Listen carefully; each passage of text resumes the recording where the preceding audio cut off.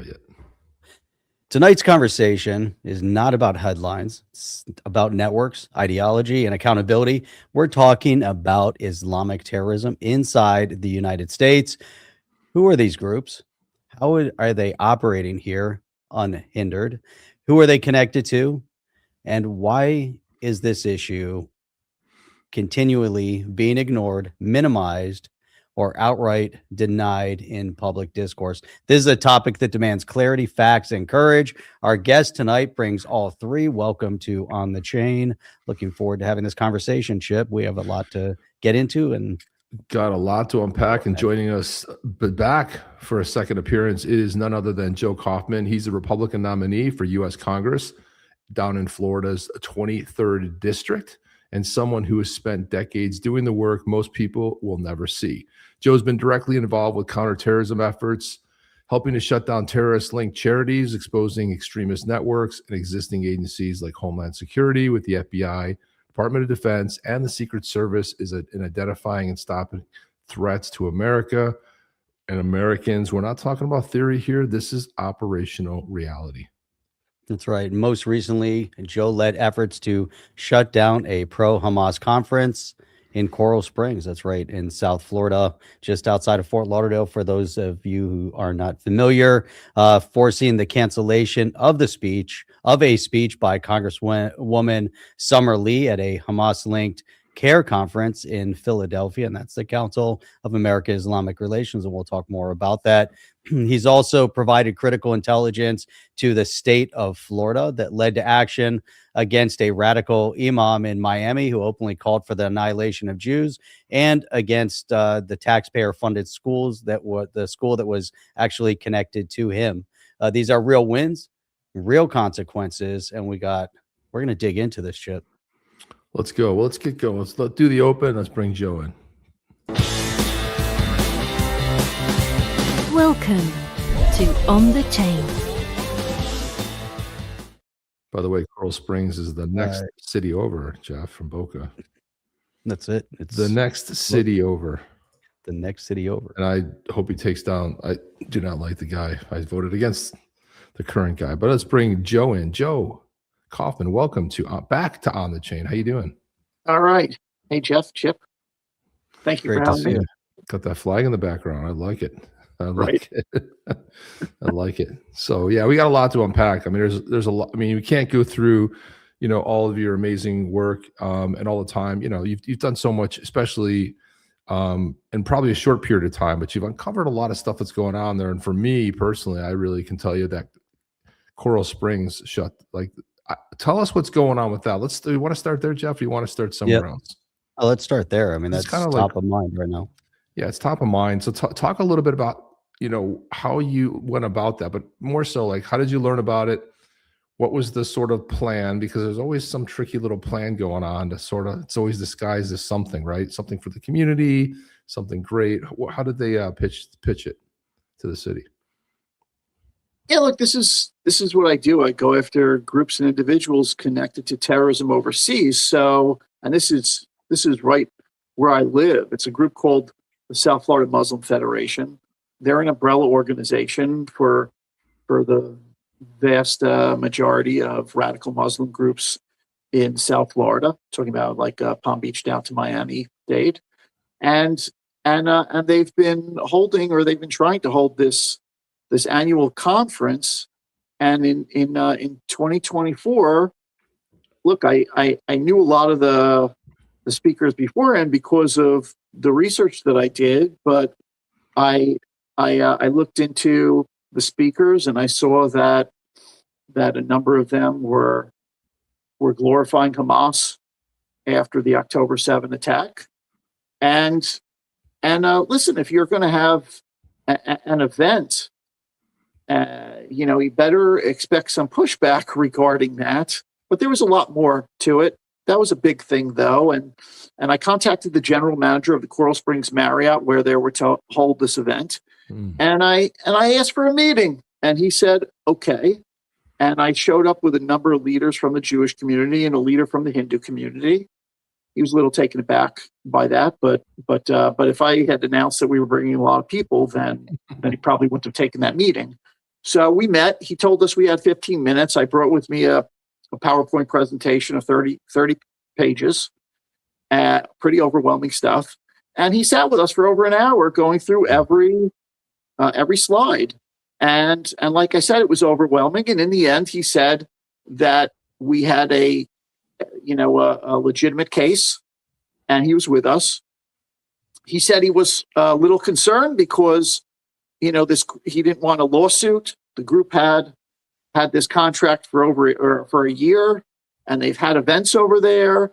And but in the end, he shut it down. He canceled it. I told him that there were a half dozen other, events just like it that past year.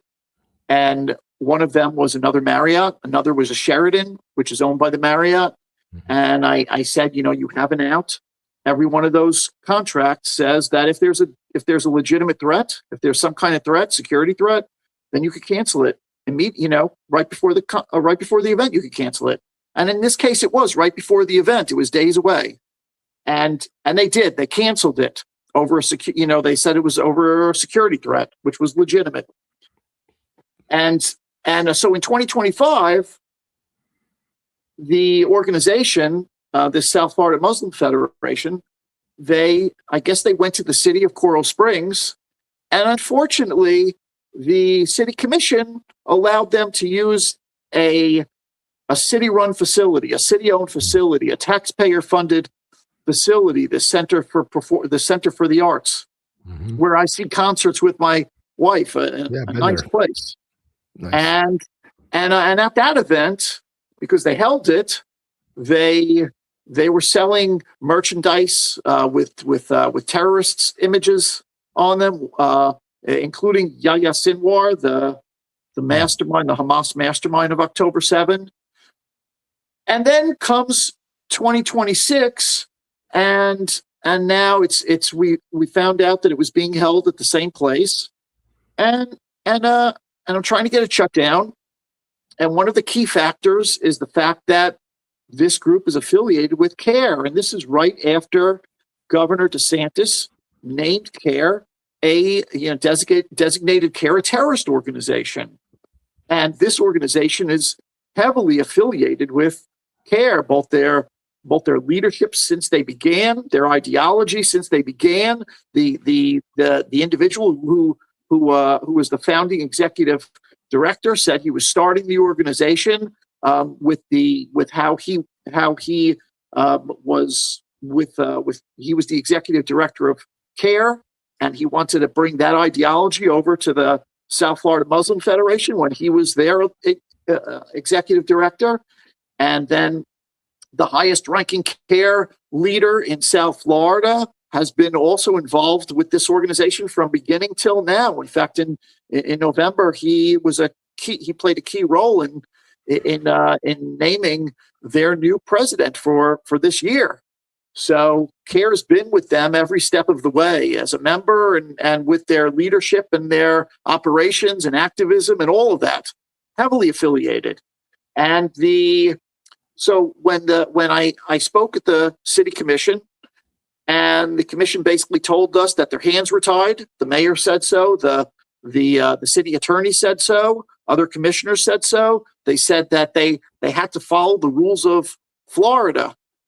So what happened? I contacted the governor's office after the commission said no, and I spoke at length with a staffer from the governor's office, and he told me to send the information over to Governor DeSantis, and he gave me the email address, and I did. I sent a fact sheet, and I sent the article that I had just written for Front Page, all about this with all the details, and I sent all of the proof of how this organization is connected to CAIR.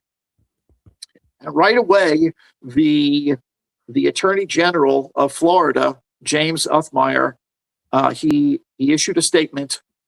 He actually tweeted it.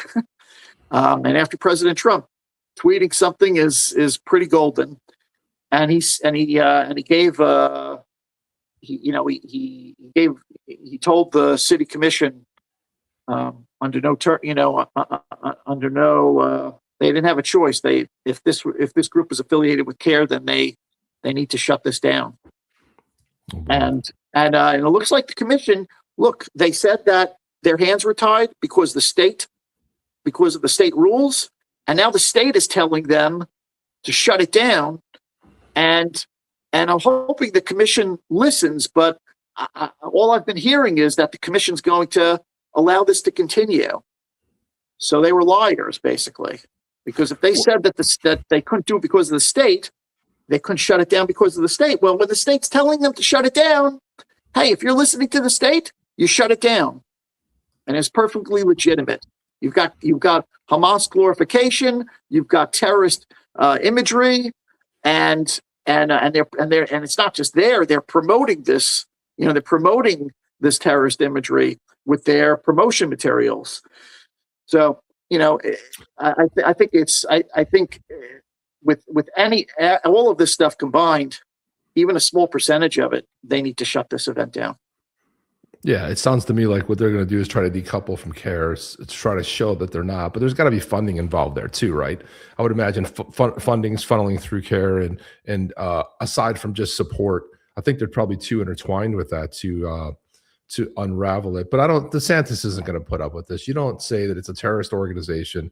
We saw that in other states too. You're not going to say that there's a terrorist organization and let it stand. For a city council, I mean, do you see? I don't see that happening. We'll find out. I mean, in a few days, we'll find out if that's true or not. When is the event? When was the event planned? The event's for this month, the 30th to the 31st, Friday and Saturday. Oh boy! So there's not that much time. Wow. Now, Joe, this isn't the first time that we've seen city councils try to hide behind whatever their different rules, and they don't do what's right. We've seen it with other city councils. We've seen it with school board members where they're so affiliated with CAIR or somehow with the organizations. Is this group that's hosting this event? How far are they tied, like within the state of Florida, with other groups in Florida? They've worked very hard to become a part of the media, meaning they brag about the fact that when newspapers or TV stations write stories that have anything to do with Muslims or Arabs, whether it's domestic or overseas, they say that they come to them first, to give the green light, to say to write these things or say these things. So they have a lot of power, and they've been going to the politicians more and more. And we don't just see this in South Florida. I mean, this is going on around the country. This is the place where I live. So, but I see it in so many other areas. So this is just one case, but they're getting political power, and we see this overseas also. I mean, we see this in France and in England, Australia, Canada. Those places have been taken by a lot more of these individuals than over here. But we're heading in that direction, and unless the politicians are willing to speak out about it or do anything, to stop it, then it's going to continue to happen. But for those on the political left who consider these groups to be a part of their constituency, which they do, then they're not going to say anything or do anything. And I think most of the people on the right, they just don't want to be called Islamophobe or racist. So it's like whether they have this constituency or not, I think they're scared off from doing anything about it. But I do see that changing, though, Joe. I mean, especially when I saw Trump, and you saw Bessent go over there. You saw the conversations that were had, basically telling them you're losing control of your countries, and it's because of the invaders, right? It's because people coming in, their political power. It's such a small faction in the UK, but there's about 7-8 cities where they have already taken leadership positions. And then we've seen it in Florida, we've seen it in Georgia, we've seen it in Texas, of all places, where you have the rise to power. It starts off as a mayorship, it starts off as the school board, but this is how the control happens. But as I've always said, which might be a little bit controversial, is that I don't know that you can designate something a religion, so to speak, when the main tenet is we kill the people who don't believe like us. Like there has to be some sort of a sort of a line that you can't cross, right? You can't. You can't. You can practice the key all you want, pretend we're going to be friends and all that, but the first thing to do is tax you. The next thing they do is, well, you just lost your head. I'm sorry. And also, I'm kind of weirded out by the fact that Afghanistan just put out a message that women cannot no longer be educated. They can't attend schools anymore. And there's really no protest. There's nobody that's upset in this country that that's happening to women. Like nobody cares. So you see all of this stuff is very planned. It's always very concise. I mean, how do you see that working? And your candidacy, what are you seeing like as being a major obstacle? Because the guy that you're running against, I really despise that guy. He's really a jackhole, if you can say that. He's man, the guy is a walking disaster. Are you guys gonna have a debate, or what's gonna happen? I don't know. He didn't debate me last time, so I don't know if that's gonna happen. But regarding the issue with these groups, I mean, yes, it's true that the governors of Florida and Texas just designated CAIR and the Muslim Brotherhood as terrorist organizations. But if you look at this conference, if you take CAIR out of the equation, the speakers that glorified Hamas after October 7th, they're not from CAIR. The vendors who are selling, T-shirts with terrorists from the Popular Front for the Liberation of Palestine, or Stanley type mugs with Yahya Sinwar's head on them. They're not from CAIR. All the other organizations that are over there, they may affiliate with CAIR, but none of them have been named terrorist organizations, and they still exist in a very big way. And some of them get millions of dollars of funding from the U.S. government, from Homeland Security and FEMA under the Trump administration. Certainly under the Biden administration and the Obama administration and others, but they're continuing to get funding. So while there's countries in the West that have already stepped over the line, and I'm not sure they're going to be coming back like England and France, because once these groups take political power, I'm not sure they're going to want to give it up.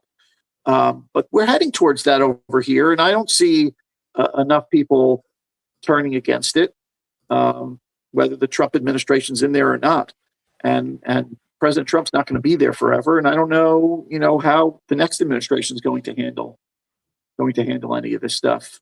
I know that we taking a lot of money from and I love President Trump. We're taking a lot of money from Qatar in this country, hundreds of billions of dollars invested over here in politicians and people like Tucker Carlson and maybe others, and that's a lot of influence. If you throw millions of dollars around, people are going to get bought. And unfortunately, politicians, a lot of them are whores, where they're willing to get bought. That's why people like Laura Loomer have been great in being influential and calling it out as well. I mean, she's done a great job, especially Qatar, calling Tucker Carlson. She's pretty much. Mm-hmm. And I mean, if you look at where the funding comes from, like where he's getting money from, it's pretty disparaging when you start going down that route and taking a look at what's happening. But I do think that we need more people to point it out that do have influence. She definitely does have influence. But even when JD Vance came out and was praising Qatar, I'm like, what are you doing? Like what like how are you having any and then weren't they just admitted to the Board of Peace? Did I just see that right?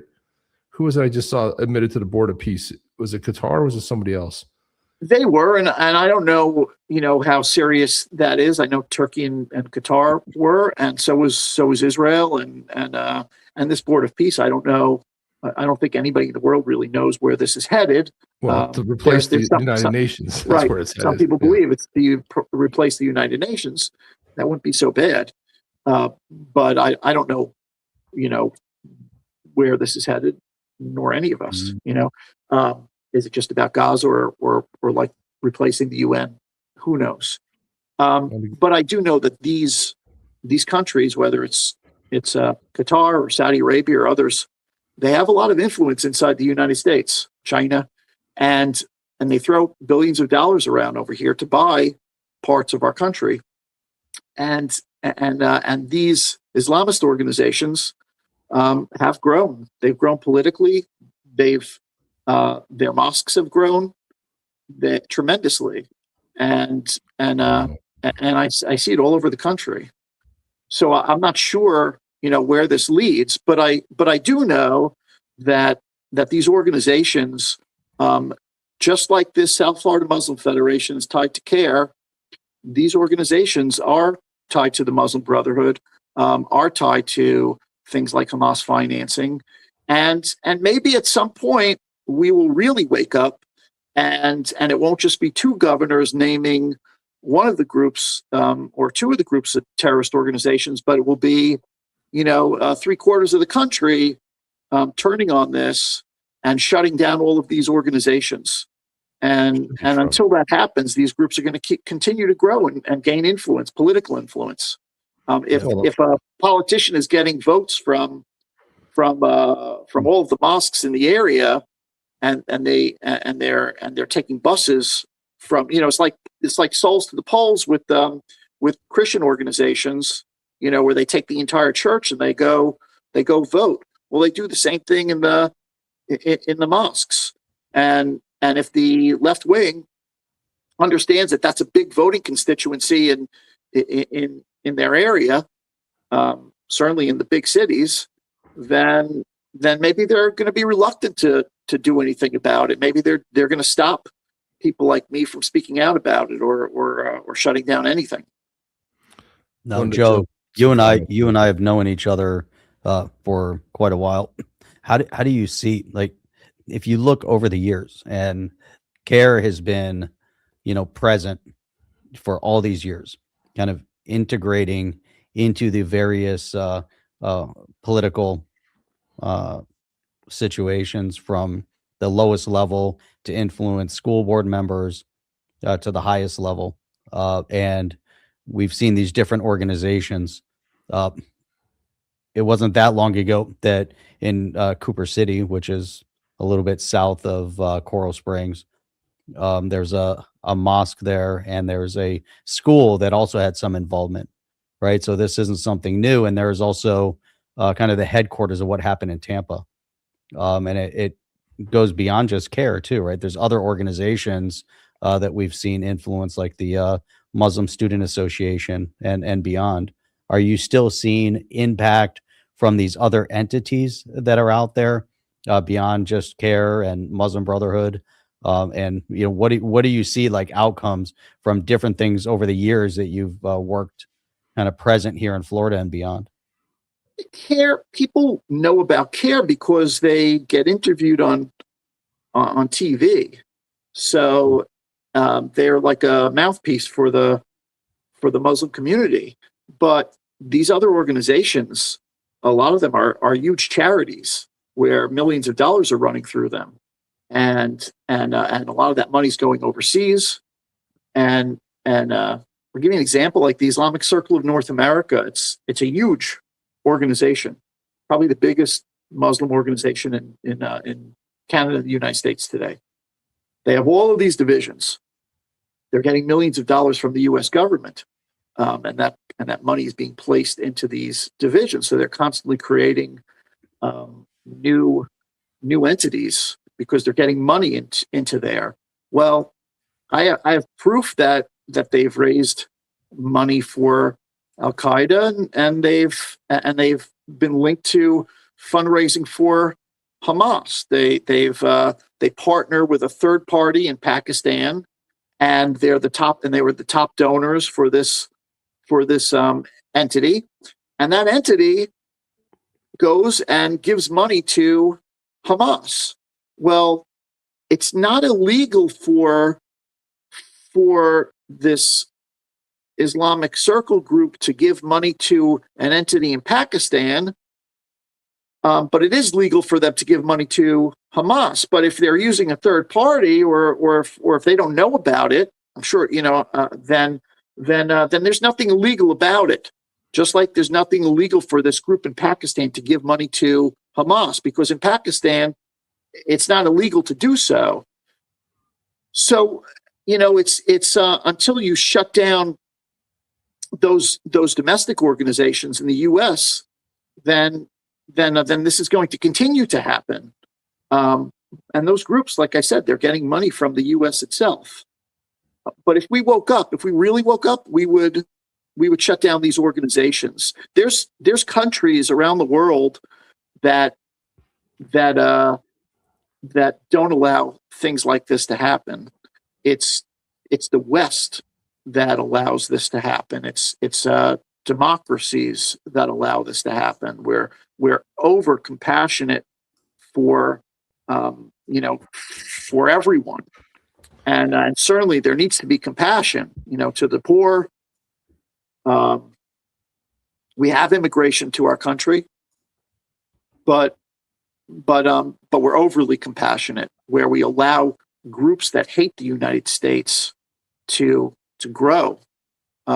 These groups in other countries would be considered traitorous, but over here we allow it to continue. Politicians allow it to continue, and people and the general population has no idea that it's happening.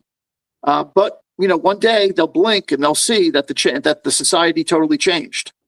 Like in France, if I was walking around with this kippah in France, I'm not sure how long it would be till somebody actually hit me over it, or somebody cursed me or spit at me for it. Over here, I haven't had that experience, but maybe one day I will. Go to Dearborn. Let's see how that works out. Dearborn, I probably will. Probably would. Let's see how that works out. But Joe, I think compassion is true, but I also think it's what's happened, bubbled up over the last 45, 50 years, this politically correct, woke sort of culture that's been created. Because I get the compassion. When anything happens around the world, who's the first ones to jump in? It's always Americans. Americans are sending money. Obviously from a government standpoint, but it's people that always support, right? So I get the compassion side, but I think what's ruined the West, and then you can see what's happening throughout Europe, right? I love the fact that Trump went over there and ran the riot act. Like, look, you don't recognize these countries anymore. I noticed it, and when I was in London in 2000, I was taking pictures because I was shocked. This is 2000, 26 years ago. I already started seeing the turn inside of London, and I was like, I couldn't believe it. I was really taken back, and I kind of told some people, and they're like, nah, you're crazy. You're imagining that. Might have just been a pocket. I'm like, it's coming. I'm telling you that it's coming. It's going to change in 15, 20 years. You're going to see it. And then what do we have? Look who we have, who pops up as mayor. And there's a lot of this going on. There's some good questions in here. This one here, Maizwan, who's actually financing the worldwide invasion? It's a broad question, but you probably can break it down a little bit. Like who's behind all this? The worldwide invasion. Certainly, Iran has a part to play, but I think that's going to change very soon. Hopefully within days. And I gotta plug in because my phone's battery is. Let's do this. We're gonna take out. We'll pull you out for a second while you do that. Yeah, while you go ahead and find your cord. We'll just put you in the green room for a second. We'll stick you in the green room and just give a thumbs up when you're ready to come back on here. We got some other questions lined up here too. I think we should probably get into. I see this one here. Yeah, Joe. Yeah, Chip. I'll tell you what. I've known and I've seen some of the things that Joe's done over the many years that he's been researched. And one event that people seem to have forgotten about was the attack on the World Trade Center in 1993. Of course, right. And I don't know why people forget about that, but there's a direct affiliation. It wasn't. It was right. It was successful to a point, unsuccessful to a point. It didn't bring it down, but obviously they got to the point where they're able to attack.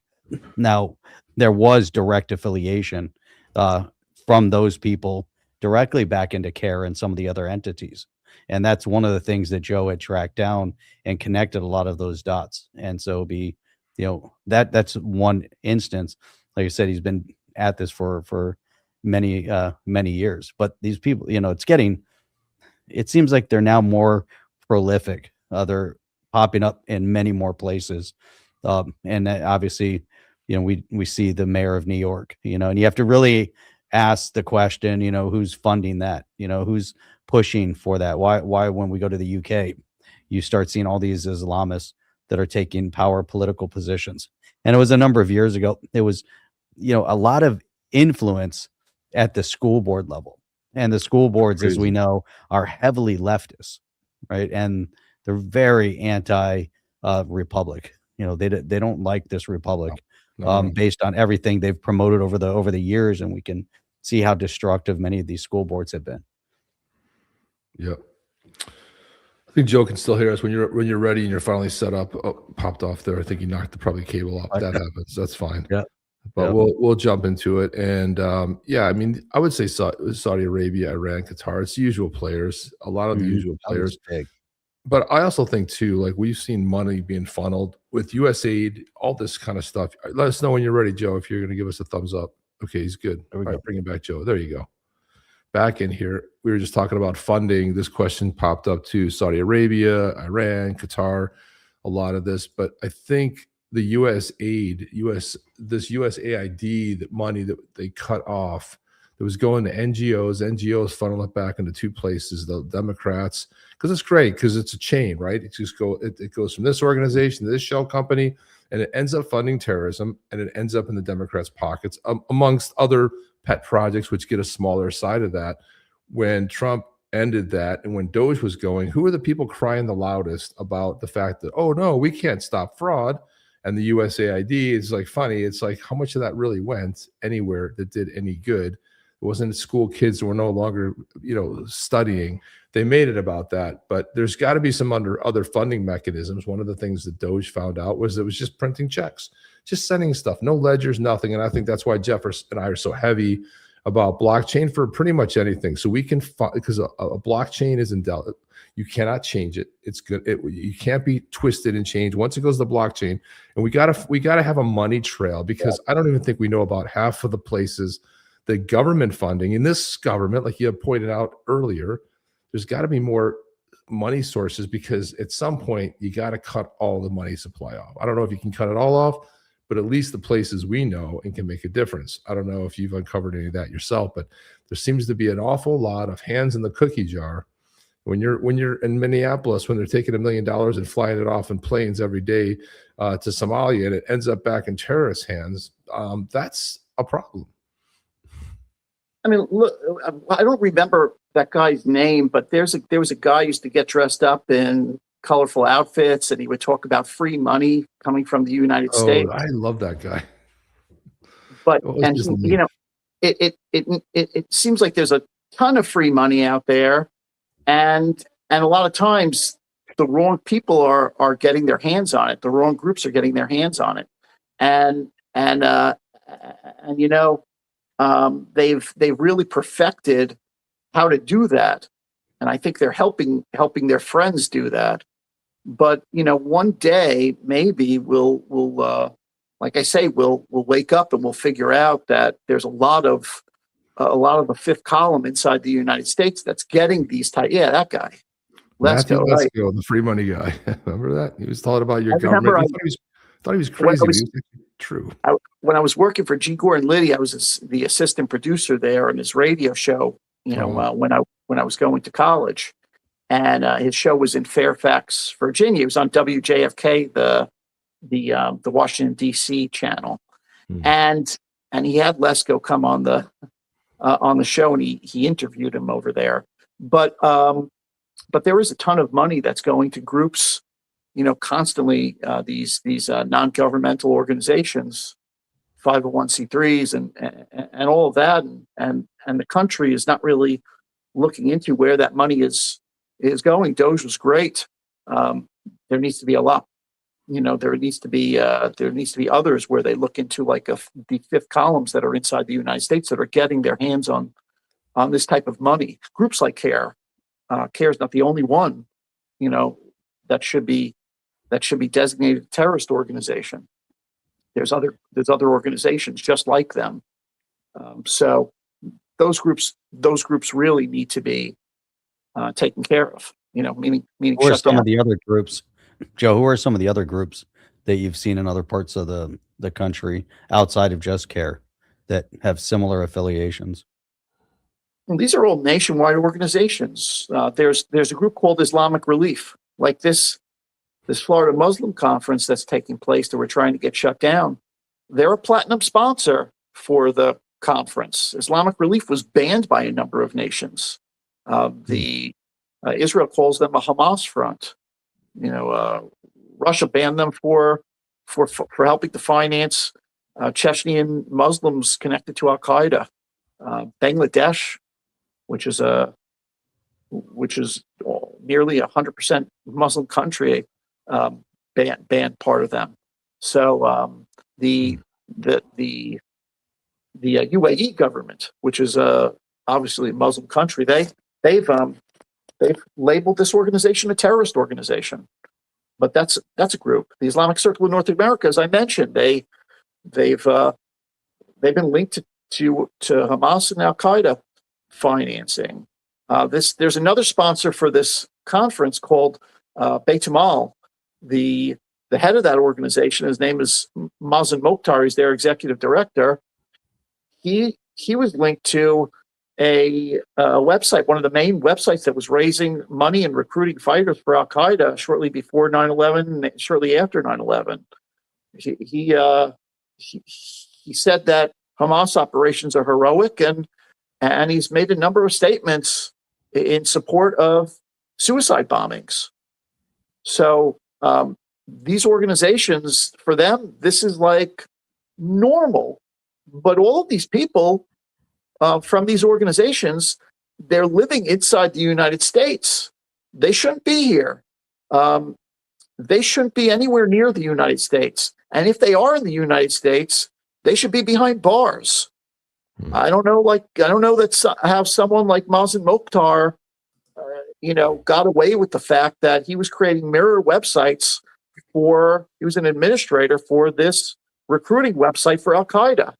I don't know how he's the executive director of an organization, and I'm sure he's making a lot of money doing it from the U.S. and otherwise.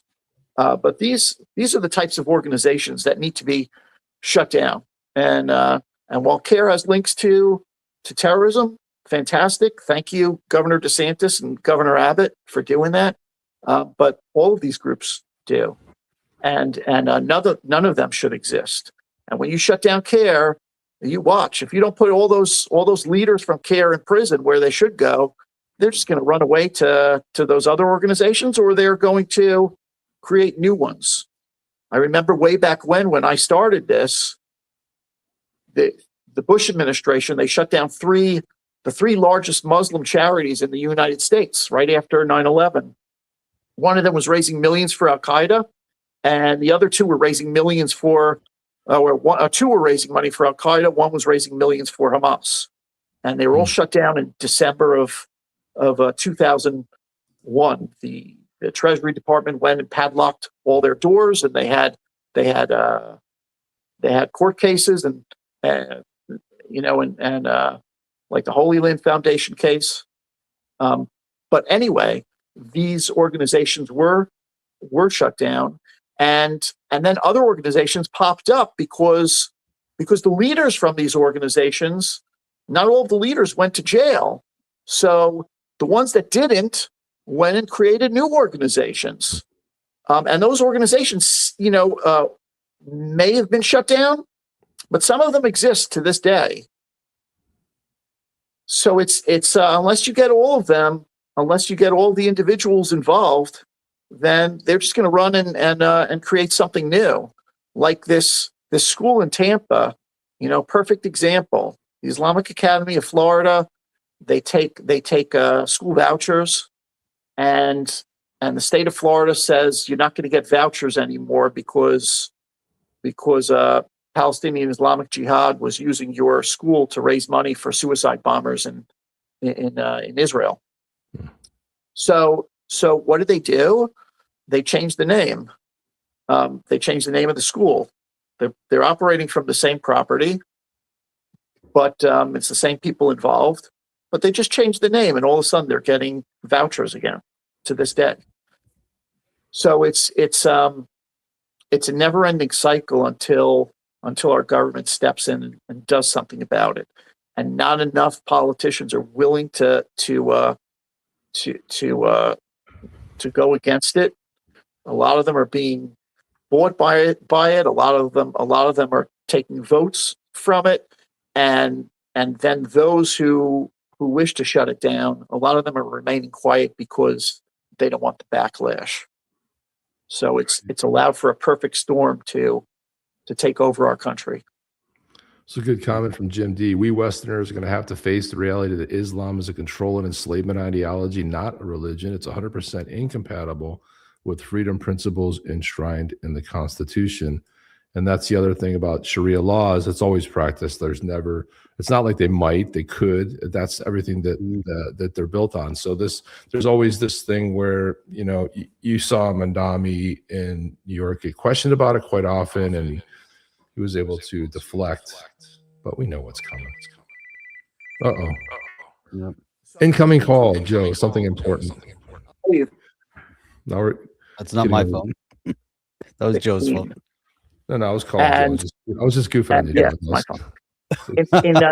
In 2016, I'm in Paris, and I was giving a speech there, and 3/4 to maybe the entire crowd were enemies. At least they didn't like me, and and during my speech, at a lot of intervals, they let me they showed me that they didn't want me there, and so I'm walking around Paris, and I see there's like, this is 2016. You mentioned 2020. This is 2016. I see hijabs everywhere. But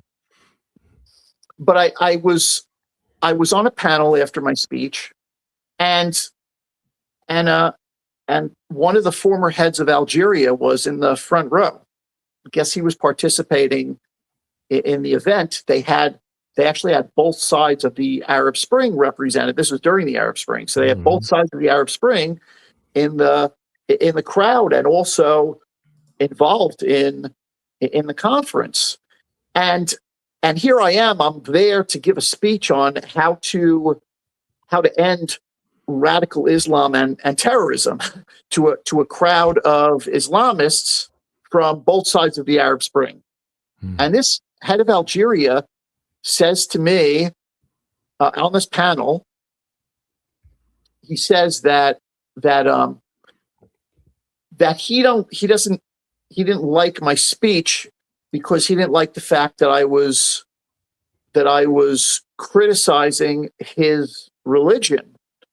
And in truth, I didn't see anything about his religion. I didn't say anything about Islam or anything like that. And I'm no religious scholar, and I just don't do that. So my entire speech was about those, I guess, using the religion for violence. I was talking about terrorists. And I said that to him. But I did say to him, though, because there was one of the head of the defense for the Sisi government. The Sisi government had just taken over, and remember when Sisi in Egypt, I'm talking about, they just had the coup against Mohammed Morsi in Egypt, and Sisi became the leader of Egypt, right?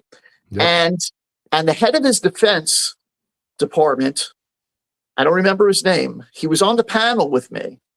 In fact, he walked off because somebody from the other side of the Arab Spring said something, and he got upset. He was holding a manila folder filled with papers, and he got up and he threw it down. The papers went flying. It was crazy. He stormed out of the place. But before he stormed out, he was on this panel. And he said he mimicked Sisi, because if you remember, when Sisi first got into power, he said that Al-Azhar University needs to be moderated, that Al-Azhar is teaching radical Islam, and that Islam itself and the university need to be moderated. Sisi said this himself. And the guy that was representing his government on that panel said the same thing. And so I said to this gentleman from Algeria, I said, you just saw that this guy from the Sisi government said that Islam needs to be moderated. And I said, I just want to give you an example of something that I came by in my work that maybe would be an example of this. And so I told him about an article that I had written shortly before that about this individual in Miami who posted a cartoon on social media. And in that cartoon, there was a tree, a cartoon tree with eyes and nose and mouth. And there was someone coming towards the tree holding a rifle, a bearded individual holding a rifle. And behind the tree, there was an Orthodox Jew cowering behind the tree. And they had a caption in Arabic that read in English, oh Muslim, there's a Jew hiding behind me, come and kill him. I said to the Algerian, I said, that cartoon didn't come out of a vacuum. That cartoon came out of these hadiths. You know, the hadith Bukhari and the hadith Muslim are considered to be the most religious texts in Islam outside of the Quran. So for all of Muslims, certainly Sunni Muslims who are fundamentalist, who regularly go to mosque, who are religious, for them, these hadiths are sacred. And when it keeps on repeating that statement, oh Muslim, there's a Jew hiding behind me, come and kill him, and they repeat it in different words, but it's basically the same meaning. I said to the Algerian, I said, that cartoon didn't come out of a vacuum, and maybe there are some things within Islam that are the total opposite of peace. In fact, they're preaching hatred and violence, and that's certainly true. I know, there's like a mainstream organization, Islamic Society of North America. They're part of this Muslim Brotherhood inside the United States. I remember getting texts from their website, and those texts were the same texts that people from Al Qaeda would circulate before they flew those planes into our buildings. There's maybe the people in ISNA, maybe their leaders and maybe even all of them, maybe the laymen, that maybe they're not actual terrorists or flying planes into buildings or beheading or suicide bombers. But I could tell you that if you polled those people, most of them would support it. Most of them would support suicide bombings. Most of them would support those other things, chopping off hands and such. So that's bad. It's maybe they're not doing these evil acts, but if enough of the people are supporting it, then maybe that's almost as bad. 100%. The entire objective, if Islam is to utterly dominate the world. Yeah, and also, enact Sharia law, right? So this is the whole thing. It is funny when I say it's funny, but it's not a sad story too. But you see what's happening like in countries like Pakistan, when over 75, 80% of the population is inbred. You have these low IQs. You don't change that with education. You have to change that with other measures. You're going to continue to do the same thing over and over again. The problem is that's why you see a lot of these, even countries like Saudi Arabia. Did you notice they did none of these countries wanted to take the people from the fallout after October 7th, right? Nobody wanted them, right? They were like, no, you're banned here. They didn't want anybody so-called from Palestinians. They want them. They're all banned there. They don't want them because they're rabble rousers, right? They're going to create some sort of an uprising. They're actually a threat to the government because they're going to have some sort of an uprising. I'm just curious, what are your thoughts when it comes to what's happening in Iran? We've got carriers on the way there right now, right? The same carrier that was there in outside of Venezuela. But what do you see? What do you think is going to happen if you had to make a prediction? I mean, Trump said originally that if any of these people were hurt, the government was killing protesters. Well, we've known even by their own numbers, they're a lot lower than what they are. They said, oh, we killed 1,200, which means 10,000, right? What do you see? I mean, do you see a surprise strike? What do you think's in the future for Iran? Uh-oh. Just switched on your phone there to the...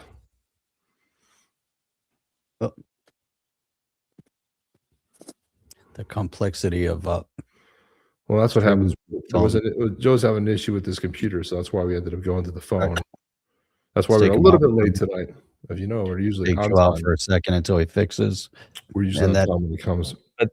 Chip, that was a really good point and question to really bring it into what's happening over in Iran. I mean, there's so many things that are going on right now, and everything is so imminent. I mean, it could be days to what I wish you, Mark, potentially happen over in Iran. Oh, look at that. Just want to interrupt. Great listen. Thanks, Joe. Minor surgery in the morning. Okay, all the best to you, Mark. All the best. I understand you got to go. He's having a lobotomy. Don't get the lobotomy, man. We won't have our quick-witted Mark Smiths in here. No. Gotcha. So, hope all goes well tomorrow. All the best of luck, man. Ed French. 100% correct. Glad he's stepping up.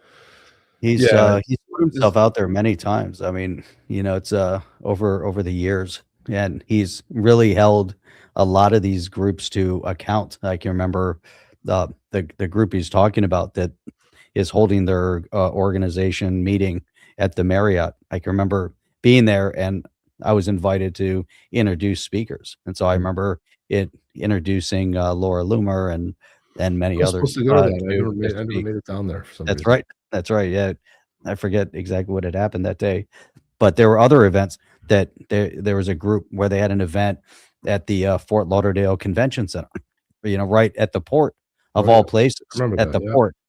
And at the time, candidate Alan West had come out to speak, and there were multiple times I had the opportunity to introduce Lieutenant Colonel Alan West as candidate, and it was really great. There was always so many people coming out within the community to kind of protest exactly what was happening. But you think about all these years have passed. We're talking about like 2008, 2009, 2010 time frame. So 15 years ago, and so 16 years ago. Fast forward all these years, and it's not getting better. Right? I mean, Florida, Texas, to at least assign CAIR to say, okay, that's a terrorist entity. CAIR was very instrumental here and in Tampa. They had their headquarters in Tampa, but here going to and giving awards to school board members, getting in with the city councils, and they do it little by little. And even they have connected ties to FEMA, so if there ever anything, any event, they would go out there and they'd be out there helping. So they put themselves in a position to look like they're helping the community.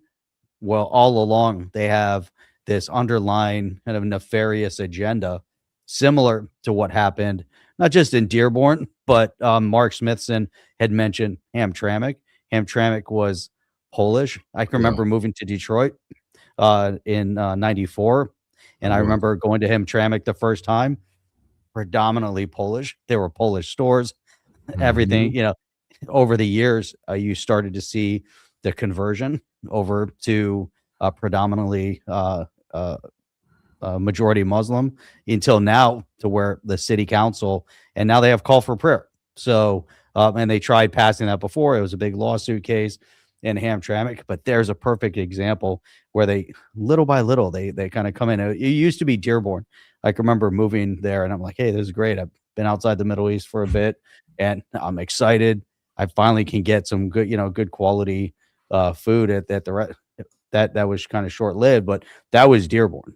I gotta love Lebanese restaurants. I love Lebanese food and everything, but it's amazing Plus, there's a huge Chaldean community in the Detroit area. Those are the Iraqis from northern Iraq. They're Christians from northern Iraq, and big population in Arizona, big population in Detroit, and so there's a lot of great Chaldean restaurants too. But the point is that here we're starting to see in Texas they were going to build that huge mosque compound, and so that got shut down. They're doing the same thing here in Florida, and it was I forget exactly what town. I think it was up in Brevard County. It wasn't even in Tampa, because there's some things going in Tampa too. But I believe it was up in the Brevard County area. I forget exactly, maybe, and somebody knows, they'd have to look it up. But anyhow, the people poured into the city council meeting, poured in to stop it. They said, no, this isn't happening. And so I think they got it shut down. But people are waking up. And you had said that before. I believe that this country, we're so different, Chip, than France and England and everywhere else. But we have to wake up. Years ago, pre 9/11, I can remember back in the 90s, how talk to people about this stuff, and people just look at me with glassed over eyes, and they just had no concept. And I said, just wait, just wait until there's more, right? Because you're going to start seeing things happen on a regular basis. And even being in Detroit, and now, you can see as we move forward. So people went from being very naive and ignorant to learning about it, understanding it, getting a little burnout because we're, over in Iraq and Afghanistan for so long. But there was that wake up 9/11. Fast forward all these years, 25 years. And I hope we've learned, but I think it's very clear. The conservatives, we know where conservatives stand. We know where libertarians stand with the left typically. And we know where the leftists stand at this point, right? And we know, obviously, defrauding the American people with all the money and the cheating in the election. We get rid of all that. We get rid of the money source, like you mentioned, USA. We cut them off at the financial knees. We correct our voting blocks, get rid of all the cheating. Man, the rest of it goes away because they're not going to have any money.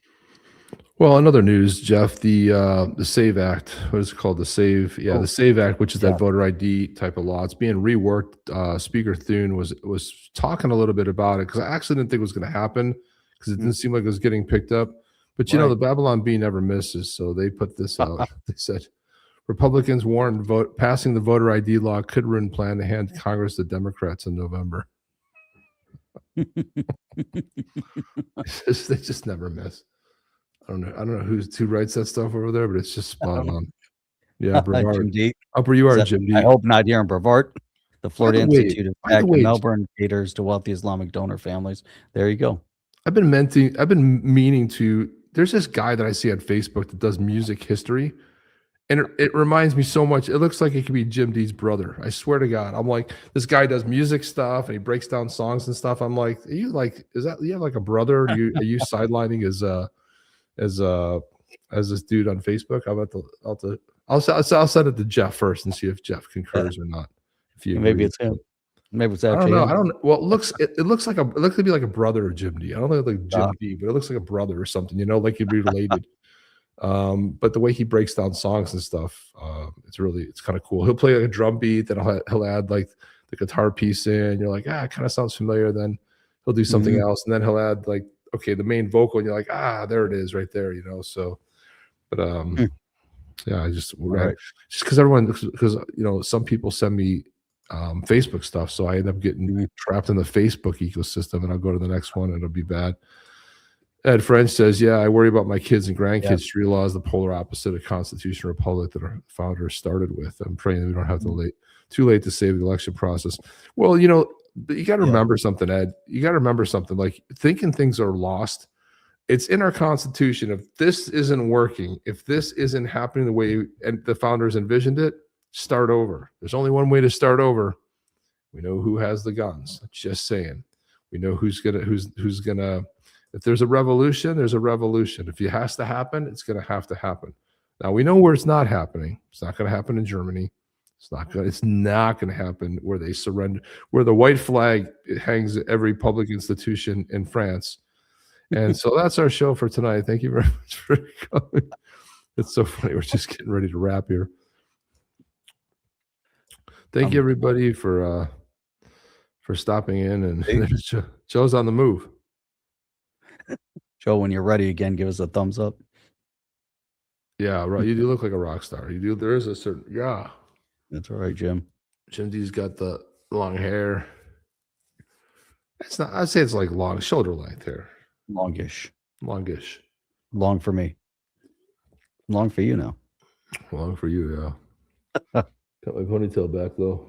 Oh, there you go. Yeah. Yeah, just because otherwise it's too long on top. I have to get it. I'm gonna have to get it cut even more. Mm. It's just too long. It goes all over the place. All over the place, man. Yep. Not afraid. I miss Chip trying to pay for lunch with XRP at the Bitcoin bar. The Bitcoin bar. Yeah, well, that place shut down. It's funny because I'm actually friends. I'm actually we friends with the dude that used to run that place. Oh, you're right. Yeah, we trade stuff back and forth. Hardcore conservative, by the way. Yeah. Just letting you know. Just letting you know. Yeah. Joe, whenever you're ready, give us a thumbs up. Thumbs up. He's back. What happened to you? He's back. Your phone died. Hey, you know, this other computer is Well, look at how clean the image is. Oh, look at that. That's so much better. Not right at the end of the show, Joe. You had to come like right. You got to right in the last bits of the show. Man, it's great. Yeah. So, Joe, tell us, a little bit on point with your campaign. You're running a little bit about your opponent. You know what some of the key points are for needing to get him out of office. Some of the key points of, and this is the second time you're running for that seat. And just tell us a little bit about where you ended up last time and where you see the momentum this time. So in the last race, I jumped in very, very late in the race. In March of 2024, it was a month before qualifying. The individual who ran before that, I was bugging him to get in the race because I thought he had an okay shot, and I told him I'd help him. And in the end, he told me that his wife was having some health problems. So he wasn't going to do it, which I understood. So I went to my wife and asked her, and said, hey, should we do this? And she said, yeah. So I went do it without her. So I got into the race. There was already 5 people in the primary. I was the 6th person, the last person, and I wound up winning with really good numbers. I won like 35% of the vote, and it wasn't easy. It was tough, even so. And I didn't know what the outcome was going to be beforehand, but did really well, and didn't raise that much money because I got in so late, and used most of that money for the primary. So going into the general, really didn't have anything. We had a lot of good signs. We had a bunch of 4 foot by 8 foot, giant signs with my logo on it. They were really beautiful signs, and we had 120 of those, and we had like 3,000 little signs. So we did really well on signs. Somebody said in the end, like if it were all about signs, I would have won hands down, but didn't have, really any money left. So I was outspent like 20-1, literally, by Moskowitz, and came close. I got 48% of the vote. It's amazing. So it was very close. And had I had maybe a little more time to form those coalitions that I needed to, because a lot of people came to the polls not knowing who I was. And if I had a little more time, I believe I would have won. And had also, it was a factor also, the mail-in ballots. Going into in-person voting, early voting, I was already down 44,000 mail-in ballots. So, that's just a tremendous amount of votes. Fraud. And those things shouldn't have even existed because nobody was coming to the polls with masks on, those things, the mail-in ballots existed because of COVID. And if COVID was around, but if COVID were a factor, then maybe you still have that excuse, but that Right. excuse was over with. If it were Yep. just absentee ballots where people needed an excuse to get one, instead of just like these leftists going to colleges and having people sign up that never would have voted anyway, or going to, I witnessed this myself. My mom, because she has a lot of physical issues, she's goes to the hospital, and then she goes to rehab, frequently. And I would visit her at rehab, and I would see the Democrats in there going door to door at the rehab, signing people up for these mail-in ballots. And of course, the Republican Party doesn't do that. I'm not sure the Republican Party does that anywhere. I saw that also when my wife was being sworn in, and, as an American citizen, way back when. I saw the Democratic Party was there signing people up to vote. The Republicans don't even know. I'm not sure how many Republicans know that's actually happening, or party members. And so if it were just absentee ballots where people would have to go to the supervisor of election and contact the supervisor of election, and, they need an excuse for it, I'm not sure they would have had, a quarter of those 44,000. I believe I would have won with good numbers. And that's Joe, is the White House behind you in this? Are they aware of your race and your candidacy? Are they getting behind you? Are they starting to put some assets behind you? Well, that's going to be the case. I don't know about the White House, but the Republican Party is. That's what I worry about. Be worry about the Republican Party. Let's forget about the Republican Party. Let's talk about other fun ways of money, because the Republican Party. It's a big deal for the party, because I never previously had party support beyond like a little support from the local party. Certainly in the past, I was running against Debbie Wasserman Schultz, so it was tough to get the party involved in that race. I had a meeting with Reince Priebus once, and he, when I told him that if they helped me against Debbie, then I could keep her in town instead of her going, around the country raising money, because that's a big part of why she was the head of the DNC, to raise money for other candidates. But he didn't see it that way. He saw it as like it's either a win or a loss. He saw it as a numbers game. But right now, I have the numbers with me, and it's a Democrat seat, but it's getting redder by the minute.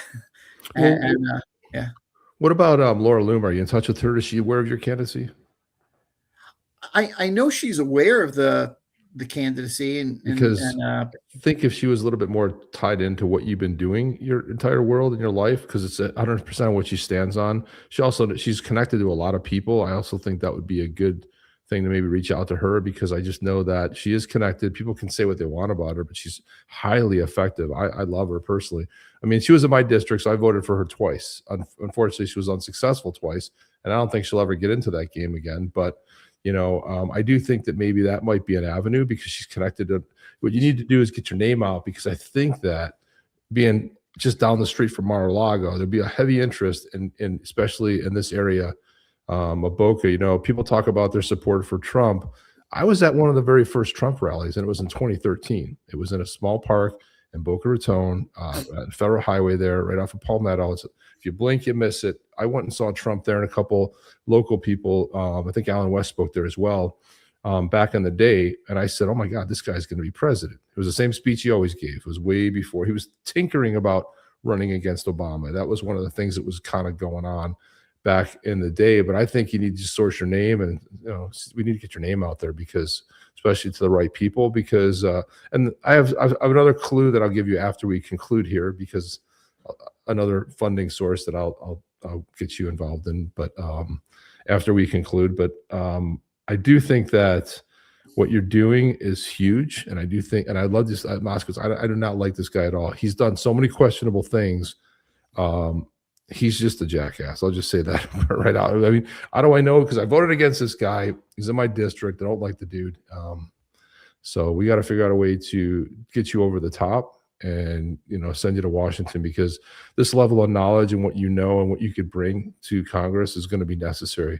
It's the same way that we've had other people who are very knowledgeable about certain subject. You have to educate. Congress is not thinking about this and not looking at it, and it's really important that that you win. I agree with you, and I don't just say that as the guy we're talking about. I know I'm prejudiced in that matter because I'm the candidate, but I do know that I'm needed in Congress, and it's the biggest reason why I've been doing this, and I've devoted a good part of my life to getting into Congress, because I know that my country needs me, and I know that there's so many politicians that are either ignorant of the subject or just don't want to hear about it, and I can consult them. I can consult the White House and the Trump administration about these things where others would have no clue about it, and I could work to save my country. Because ultimately that is what it's about. It's about saving this country. I grew up here. If this country didn't take in my great grandparents during World War II, I probably wouldn't be talking to you right now. I wouldn't exist, because my great grandparents' families were decimated, in Poland. So I wouldn't be even a thought. So I don't take it for granted where I grew up, and I was lucky to be able to do that. I try to instill that in my 12-year-old daughter. I tell her, like, you happen to be growing up in a place where you have freedom, and in a great state like Florida, and you have to think about that and thank God that you have that opportunity. Whereas if you were in most anywhere in the world other than here, you wouldn't have anything close to this. In fact, you could be growing up in poverty or enslaved like they do with the Iranian citizens, or other elsewhere. So I don't take it for granted. I thank God that I for America, and that I grew up here, and I try to, live my life where I'm giving back to my nation. Well, that's great. Well, we have to do. We'll have to have you on again too, probably as you get closer and kind of get an update from where you're at and kind of what you're doing. But yeah, I think it's a huge deal. And if you came up that, I think the climate's changing too, and I've seen it changing in Boca too. Just people I run into, different interactions too. Like, this climate is changing, even though it's been traditionally sort of blue. I do feel like people are a little bit fed up. They're a little bit tired, the same old thing. And I do see people, even if they're non-political, they want something. They want better representation. Let's put it that way.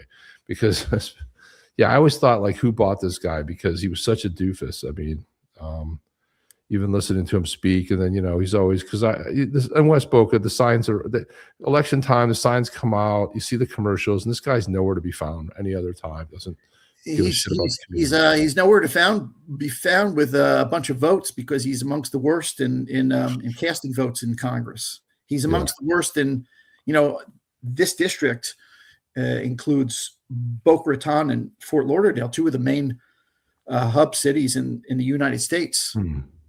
Where tons of trade happen within these two cities, not just in the United States, but with countries overseas. It's so important to the U.S. and he's amongst the worst in bringing back funds to this area, where there's not many cities like Fort Lauderdale and Boca Raton in the entire state of Florida. There's a few like Tampa, Jacksonville, and others, Orlando, but not many. And this district should be amongst the top with regards to getting funding, and so he's nowhere to be found. He got in because of his father. His father was a big figure in the Democratic Party, and he continued that when his dad passed away. And I don't think he wants to be there. I'm not even sure that he thinks he's going to be there any longer. Let's hope not. So maybe he's not even going to be, if they do redistricting, which I believe they're going to, and make this district even more red. I'm not sure he's going to even stick around. He may just run for something else. Yeah, he doesn't want to save the embarrassment, right? Yep. I No, think he wants to stay home and play Nintendo. That's what I think. Really, he's got a sneaker coalition that he runs, a sneaker caucus. Like on Jewish holidays, he runs his sneaker caucus because I love Star Wars. It's when I was a kid, it was my favorite movie. My grandfather took me the first day when it came out in 1977. But his big thing is like people come into his office, he shows them his Baby Yoda doll. I love Star Wars too until I worked with Mark Hamill for 5 years on a show that was produced in Boca, where the university, as we did a show called .com, was back. It made its run in the early to mid late 90s, and so Mark would tell us stories about the he would say, I don't want to talk about Star Wars, but in between scenes he would actually start talking about, oh, you know what happened one time we were on set, and you would just be like, it was something great to hear. And it was wild that because that studio is right over there by the university, and there's an airport right there. It's right across the street. So you'd hear like a perfect take, and all of a sudden you hear the noise from the airplane over the top. I'm like, why would you build? I said to the owners, why would you build this here? It could have been the Millennium Falcon. Yeah, I mean, he did tell some great stories. Some of them I snuck on video, and then somehow those videos just disappeared from the tape room. They just disappeared. I had them. They were like, I shot them, and I was like, this would be great. I'm not going to put it out there. I just want to know. And now Mark Hamill is one of the biggest lefty nut jobs that can possibly be out there. And it was funny. Politics never came up. It was never a politics issue. He was a fun guy. He was really upbeat. He did have some issues back in the day that I won't get into, but he was a pretty outwardly fun dude. He never was like, it's nothing like today, the climate today, where he was on Twitter just trashing people. And then I would go on my anonymous account and I would hammer him because I don't want to use my account, but I would just go on my anonymous account and just say whatever I want. Plus, I was happy to see that actor Mark Ruffalo played the Hulk. Yeah. Right. Marvel Studios, Marvel Comics, and the movies. And I was happy to see that he's now like losing jobs because of these completely idiotic positions that he's taking with our enemies. Oh yeah, there's too many. It's Hollywood has lost the narrative, the stuff that they put on screen. It's a bunch of garbage, nowadays. They're the classic films, but now they have been put up on a pedestal for so long by the public that they actually believe what they say actually holds some sort of level of significance and importance. And they parade around, and you can see so many of them are just completely, devoid of any morality, but they're not very smart, many of them.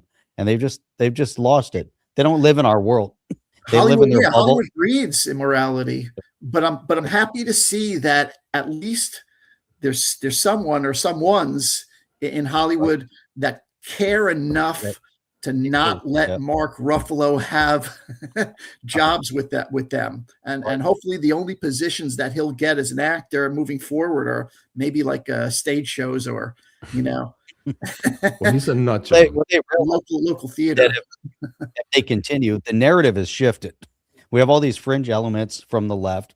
They're very loud. The media is still promoting them. But as far as it seems like Hollywood, we're starting to see the last bits of that wokeness in some of the shows. Unfortunately, it's still there, but it's not as bad as it was. There was that period of time, but you can go back, where you start seeing them bleed it in, and now it's bleeding out.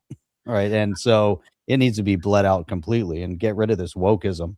I remember when I was first dating my wife, Emily, and I had told her about, in every movie, you've got some kind of liberal, whatever embedded in that movie. It may be for a split second, but it's going to be there. And I remember her telling me, no, you're just paranoid. This is not going on. And then later she came to me and she's like, you know what? I've been watching for it, and you're exactly right. I see it in every single movie. It's true. A lot of times, like, it's just like just a little nuance in an hour and 45 minutes or 2 hours. They've got like a split second in there, but it's there, and you don't know that it's affecting you. Yeah. But it's there, and you see it enough, and maybe it's going to move you in a direction. Well, here we go. This is a great place to end, I think, right here at French's. He says, farewell to Holy Woke. Thanks, guys. Great work. So it's always fantastic to hear. So gotta love it. Well, let's see. We've gone an hour and 20 minutes here. This is pretty crazy. Which I've been on for maybe 20 minutes. Yeah, it just went by so fast. My God, it was like so fast. But I'm having an issue with my computer right now because I'm having all kinds of weird stuff going on. I don't know why it's static. I think the show has shown me that I need a new computer. Well, that happens. So just get yourself a Mac and you'll feel so much better about life. That input.